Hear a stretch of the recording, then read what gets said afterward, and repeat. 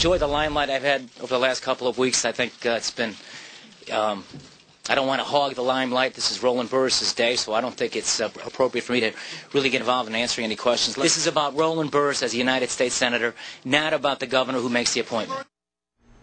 Well, Illinois Governor Rod Blagojevich saying today that he doesn't want to hog anybody else's limelight, but he sure gave us quite a show earlier by defying all of his critics and naming a successor to the same Senate seat he is actually accused of putting up for sale. And this just in from President-elect Obama. He now says that he supports the Senate Democrats' decision not to seat the new Blagojevich appointee.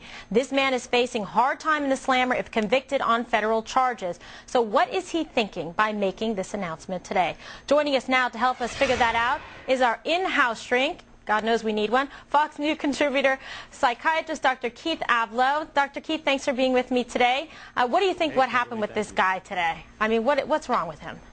Well, listen, what's wrong with him? Yeah. I think what's wrong with him is that he has this belief that he can prevail, that what he thinks and does might make it so. So in acting like the governor and performing those acts that a governor would, that perhaps the whole storm will abate and he'll be standing firm and tall with all of his critics in tatters. Do you think this is actually going to work? I mean, people are just sort of aghast at the arrogance that this man would do something like this, and it's unfortunate that Mr. Burris is going to be sort of the victim by association, this taint, and unable to serve, it looks like, if the state Democrats get their way. Listen, I don't think it works, even if said in jest. He's maybe tilting his cards a little too much. He says he's not going to hog the limelight. Well, fame isn't what was offered up these past several days and weeks. It was infamy that was offered up. There may not be a distinction in this man's mind as to what matters in terms of if the limelight is on me, if the light's on, it's all about me. He's deferring to the former Attorney General as if he doesn't want to cast, you know, a shadow too large that would obscure the man. And so it could be that his narcissism literally leads him to say, I don't see what the big problem is. I'm still governor.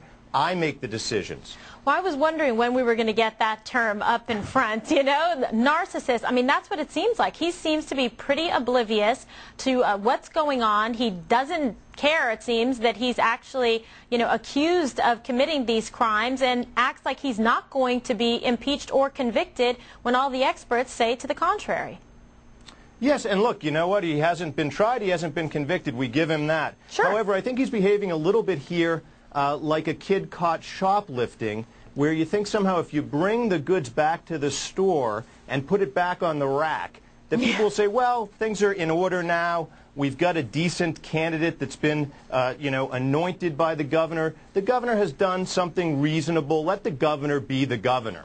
I don't think people are going to have that in mind when they comb through the data as to whether he's guilty or innocent.